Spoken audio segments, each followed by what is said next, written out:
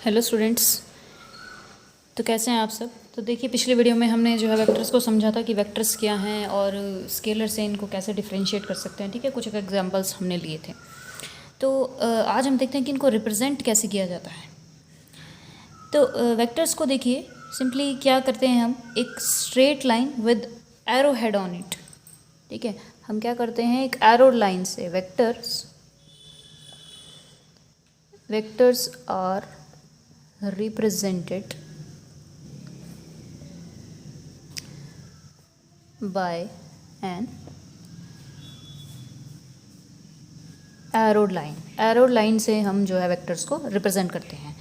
ठीक है, तो जो मतलब कहने का मतलब है कुछ ऐसे।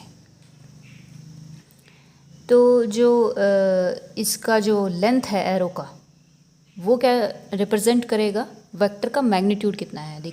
ठीक है, आपको पता है जो वेक्टर है वो दो चीज़ों से मिलकर बना है, मैग्नीट्यूड एंड डायरेक्शन।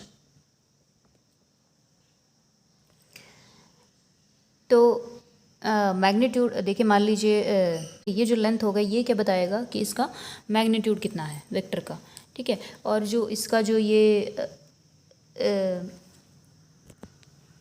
हेड है वेक्टर का, इसका एरो का, वो क्या बताएगा आपको, इसका डायरेक्शन बताएगा कि किस डायरेक्शन में जो ये वेक्टर है, वेक्टर क्वांटिटी है, वो एक्ट कर रही है। इसमें जो अब मान लीजिए कि आपके पास कोई फोर्स है।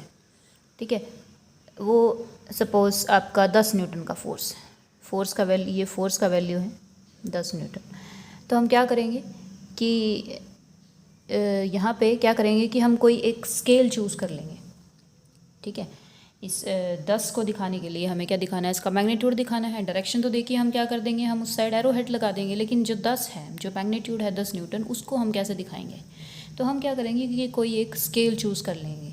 ठीक है, मान लीजिए कि 1 सेंटीमीटर है आपका, हम कुछ ऐसा स्केल चूज़ कर लेते हैं कि जो 1 सेंटीमीटर है वो आपका 5 न्यूटन के बराबर होगा। ठीक है, ये मैंने अपना स्केल चूज़ कर लिया है। तो मैं क्या करूँगी कि 2 सेंटीमीटर का मैं क्या लगा दूँगी, अपना एरो लगा दूँगी। ठीक है, ये ऑलमोस्ट आपका जो है 2 सेंटीमीटर है। ठीक है, ग्राफ में आप जो है इसको बेहतर तरीके से आप रिप्रेजेंट कर पाएंगे, क्योंकि यहाँ पर जो है सेंटीमीटर में दिखाना पॉसिबल नहीं है अच्छे से। तो ये क्या है, इसको आप क्या करेंगे, आप इसको ग्राफ में शो करेंगे इस एरो को। तो ग्राफ में क्या हो जाएगा, ये जो आपका 2 सेंटीमीटर का जो है आप अपना लेंथ वहाँ पर मार्क कर देंगे, तो वो 2 सेंटीमीटर किसके बराबर हो जाएगा, आपका 10 न्यूटन के बराबर हो जाएगा, क्योंकि हमने स्केल जो है 1 सेंटीमीटर बराबर 5 न्यूटन का चूज़ किया है। ठीक है, तो कितनी भी जो है आपका वैल्यू हो, मैग्नीट्यूड हो कितना भी, तो वहाँ पर हम जो है स्केल चूज़ करके उसको ईजी कर सकते हैं। ठीक है, और एरो हेड से जो है आप अपनी डायरेक्शन दिखा देंगे। तो इस तरह से हम वेक्टर के मैग्नीट्यूड और डायरेक्शन को रिप्रेजेंट करते हैं। जो इसका जो स्टार्टिंग पॉइंट है एरो का, इसको हम बोलते हैं टेल। जो स्टार्टिंग पॉइंट होता है इसको हम बोलते हैं टेल या ओरिजिन। ठीक है, टेल या ओरिजिन ऑफ वेक्टर। और ये जो एंड पॉइंट है इसको हम बोलते हैं हेड ऑफ वेक्टर या टिप भी बोल देते हैं, हेड और टिप ऑफ वेक्टर। तो जैसे हम अपने फिज़िक्स में बहुत सारे वेक्टर्स को यूज़ करेंगे, तो वहाँ पे हम किस तरह से इनको रिप्रेजेंट करेंगे कि जैसे अभी हमने जो है किसका एग्जांपल लिया था, फोर्स का। ठीक है, तो आप क्या करेंगे, फोर्स को आप कुछ इस तरह से लिखेंगे, फोर्स F, और इसके ऊपर जो है इस तरह से एक एरो का साइन लगा देंगे। अगर किसी भी फिज़िकल क्वांटिटी के ऊपर एरो का साइन लगा हुआ है तो इट मीन्स क्या है, वो एक वेक्टर क्वांटिटी को शो कर रही है। ठीक है, और मैंने इस एरो का मीनिंग आपको बता दिया है कि इसका जो लेंथ है वो मैग्नीट्यूड, और जो इसका हेड है वो डायरेक्शन को रिप्रेजेंट करता है। तो अब जैसे फोर्स है आपका, फोर्स को आपने कुछ इस तरह से लिखा, तो आपको पता है कि वेक्टर क्वांटिटी में क्या आएगा, एक तो उसका जो है मैग्नीट्यूड आएगा। मैग्नीट्यूड को आप इस तरह से रिप्रेजेंट करेंगे, इसका मॉडुलस लेके, और इसका डायरेक्शन को देखिए हम यहाँ पर, ये हमारे पास आगे आएगा, इस तरह से लिखते हैं। फोर्स का जो डायरेक्शन है वो किस तरह से रिप्रेजेंट किया जाएगा, इसके ऊपर हम एक कैप लगा देते हैं। ठीक है, कैप ये क्या है, ये फोर्स की डायरेक्शन को रिप्रेजेंट कर रहा है। तो दोनों चीज़ें हमने यहाँ पे मेंशन की हैं, मैग्नीट्यूड एंड ये एफ कैप डायरेक्शन। तो इसका कंप्लीट रिप्रेजेंटेशन हो गया। अब इसमें देखिए आप कि मान लीजिए आपके पास कोई दो वेक्टर्स हैं कुछ इस तरह से। एक वेक्टर ए हो गया, वो आपका इतनी लेंथ का हो गया, और कुछ भी स्केल है, स्केल हमें यहाँ पर मेंशन करने की ज़रूरत नहीं है मुझे अपनी बात समझाने के लिए। और एक वेक्टर बी है आपका, वो भी सेम स्केल में मैंने बनाया है और लेंथ उसका जो है बराबर है। ए और बी इन दोनों, ये दो वेक्टर्स हैं, ये इनका रिप्रेजेंट इसको मैंने इन एरो से किया है। इन एरोज़ का लेंथ क्या है, बराबर है, ठीक है। और ये एक ही डायरेक्शन में क्या कर रहे हैं, पॉइंट कर रहे हैं। इनका जो एरो का हेड है वो एक ही डायरेक्शन में है। तो इस तरह के वेक्टर्स को हम क्या कहते हैं, equal vectors.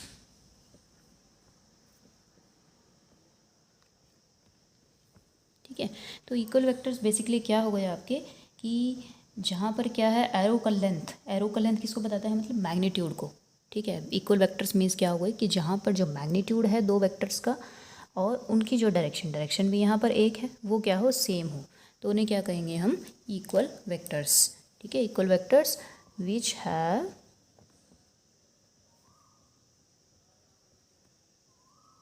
Same magnitude and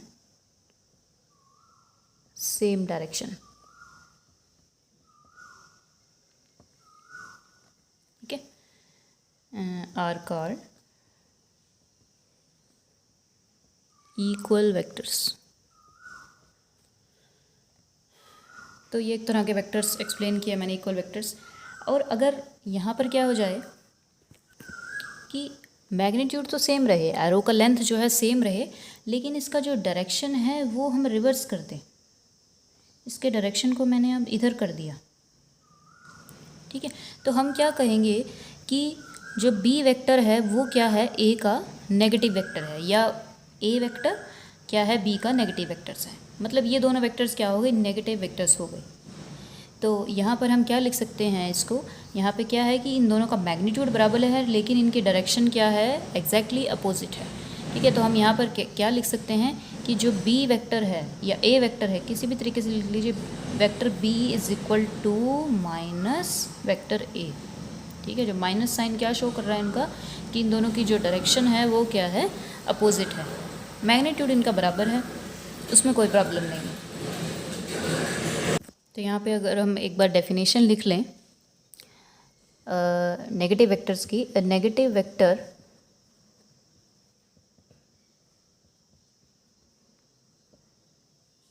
of A given vector is a vector of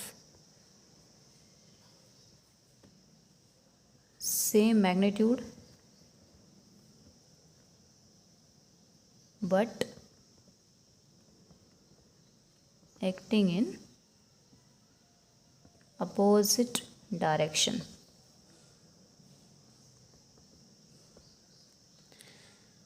और यहाँ पर जो b है that is equal to minus a, या a is equal to minus b।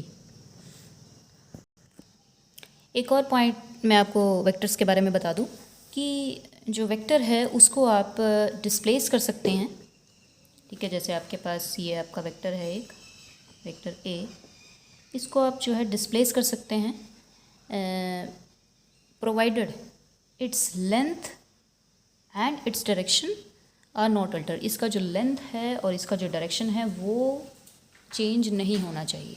ठीक है, हम इसको क्या कर सकते हैं, हम ईज़िली जैसे मान लीजिए आप इस वेक्टर को जो है डिस्प्लेस करके आप यहाँ लेकर आ रहे हैं, तो इससे कोई इफेक्ट नहीं पड़ेगा। ये वेक्टर अभी भी ए ही रहेगा, इसका लेंथ अगर बराबर है इसका डायरेक्शन भी अभी सेम है, तो इस पर कोई इफेक्ट नहीं पड़ेगा। तो हम क्या कर सकते हैं, एक वेक्टर को हम डिस्प्लेस कर सकते हैं, डिस्प्लेस करने से उसके ऊपर कोई इफेक्ट नहीं पड़ेगा। ठीक है, और दूसरा क्या है, एक तो इस तरह से डिस्प्लेस किया, एक हम इसको जो है अगर पैरेलली शिफ्ट करते हैं। ठीक है, इस वेक्टर को आप जो है पैरेलली आप अगर आप यहाँ शिफ्ट कर देते हैं या थोड़ा सा जो है हाँ चलो वो तो डिस्प्लेस हो जाएगा, तो इससे भी कोई इफ़ेक्ट नहीं पड़ेगा, क्योंकि अभी भी क्या है, इसका जो मैग्नीट्यूड है और जो डायरेक्शन है वो इफ़ेक्ट नहीं हुआ है। तो पैरेलली भी हम अगर हम आगे देखेंगे कि हमें कहीं पर भी अगर ज़रूरत पड़ रही है तो हम वेक्टर को जो है डिस्प्लेस भी कर रहे हैं वहाँ पर, और पैरेलली शिफ्ट भी कर रहे हैं। ठीक है, तो हम आराम से ऐसा कर सकते हैं अपनी ज़रूरत के अनुसार। तो ये जो क्या है एक वेक्टर्स का प्लस पॉइंट है।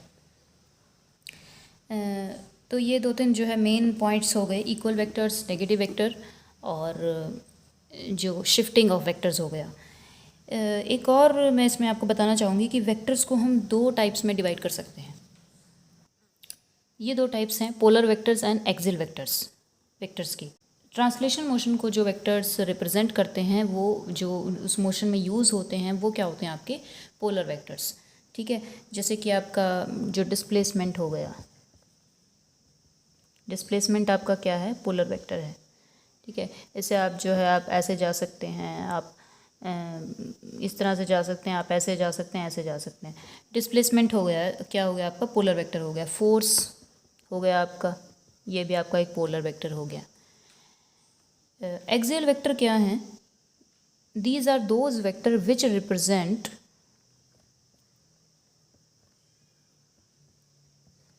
Rotational effect. ठीक है, जो रोटेशनल इफेक्ट को रिप्रेजेंट करते हैं, या हम कहें कि रोटेशनल मोशन में यूज़ होते हैं, और used in rotational motion.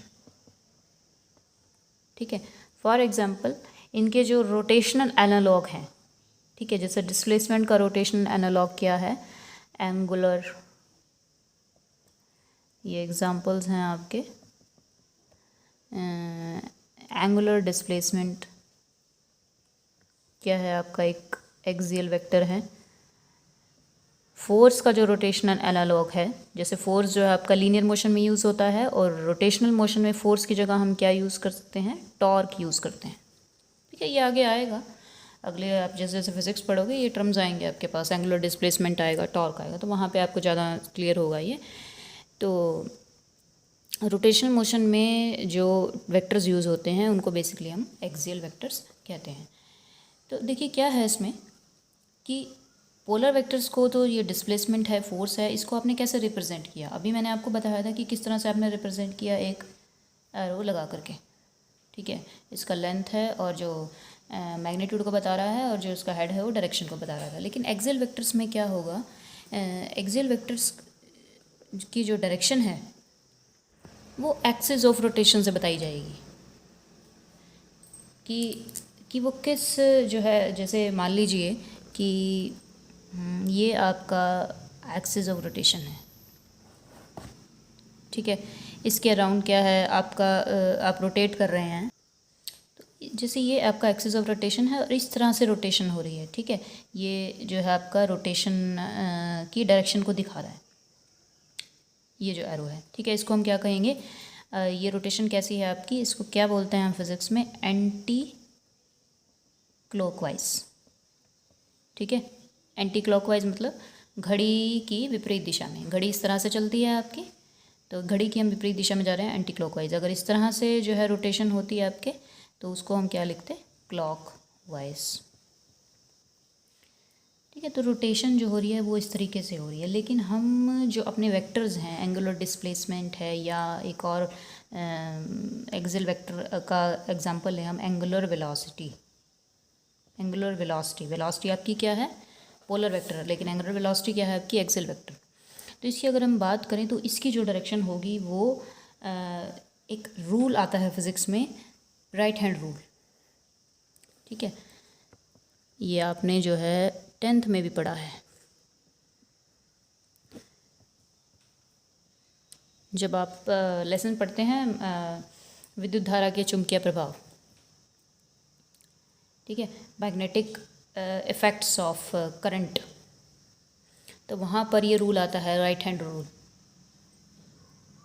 Hindi में इसको बोलते हैं दक्षिण हस्त अंगुष्ठ नियम। ठीक है, तो इस तरह में जो ये रोटेशनल मोशन होगी, वहाँ पे जो इनकी डायरेक्शन है इन वेक्टर्स की, angular displacement, angular velocity, torque, axial vectors की, वो इस रूल से जो है डिफ़ाइन की जाएगी। तो इसमें क्या करते हैं हम कि मान लीजिए आपका जो एंटी क्लॉकवाइज रोटेशन हो रही है आपकी, ठीक है, इस तरह से रोटेशन हो रही है, ये दिखा रखी है मैंने। तो इसमें जो एंगुलर वेलोसिटी की अगर हम बात करें, एंगुलर वेलोसिटी की डायरेक्शन किस तरह से होगी, हम क्या करेंगे, अपनी फिंगर्स को इस रोटेशन की डायरेक्शन में कर्ल कर लेंगे। आपकी रोटेशन ऐसे है, ठीक है, एरो आपका इधर है तो हमने फिंगर्स को भी ऐसे कर्ल कर लिया, ठीक है। अगर आपका एरो इधर होता क्लॉकवाइज डायरेक्शन में, तो अपनी फिंगर्स को आप ऐसे कर्ल कर लेते हैं, ठीक है। तो फिलहाल एंटी क्लॉकवाइज हमने कर्ल कर लिया। तो जो थंब का जो डायरेक्शन होता है वो क्या देता है, वेक्टर, जो एक्सियल वेक्टर है उसकी डायरेक्शन देता है। तो इस बार जो थंब जो है वो किस तरफ आ रहा है आपका, अप साइड, ठीक है, perpendicular to plane of paper and up side. तो यहाँ पे जो इट मीन्स यहाँ पे जो डायरेक्शन हो जाएगी वेक्टर की, एंगुलर वेलोसिटी की, वो किस साइड हो जाएगी आपकी, इस तरफ, ठीक है, एक्सिस ऑफ रोटेशन के अलोंग एंड अप साइड। तो इस तरह से इनकी डायरेक्शन को जो है यहाँ पे डिफ़ाइन किया जाता है, ठीक है। यहाँ पे सिंपल जो है एरो हेड से हम इसकी डायरेक्शन नहीं बताते, रोटेशन इसी साइड हो रही है, रोटेशन के लिए हम एरो इस तरफ लगाएंगे, लेकिन जो रोटेशन का जो डायरेक्शन है वो हम राइट हैंड रूल से डिफ़ाइन करते हैं। राइट हैंड रूल भी आपके पास आगे आएगा, फ़िलहाल मैंने आपको यहाँ समझा दिया है, तो आप इसको भी याद रखिए और आगे जब समझाऊँगी तो वहाँ भी आप इसको जो है अच्छे से समझ लीजिएगा, ठीक है। तो ठीक है स्टूडेंट्स, इस वीडियो में मैं इतना ही समझाऊंगी, और बाकी जो नेक्स्ट वीडियोस हैं उनमें हम और वेक्टर्स पढ़ेंगे। यूनिट वेक्टर मोस्ट इम्पॉर्टेंट जो टॉपिक है आपका, यूनिट वेक्टर पढ़ेंगे हम कोलिनियर वेक्टर्स, कोप्लेनर वेक्टर्स पढ़ेंगे, एडिशन ऑफ वेक्टर्स करेंगे हम, ठीक है, कि दो वेक्टर्स अगर आपके पास हैं या दो से ज़्यादा हैं तो उनको किस तरह से ऐड किया जाता है, ये हम आने वाली वीडियोस में करेंगे। तो ठीक है स्टूडेंट्स, अच्छे से वीडियो को देखिए, समझिए, अपनी बुक से रीड कीजिए और चैनल को सब्सक्राइब कीजिए, अपने फ्रेंड्स के साथ शेयर कीजिए। Thank you so much.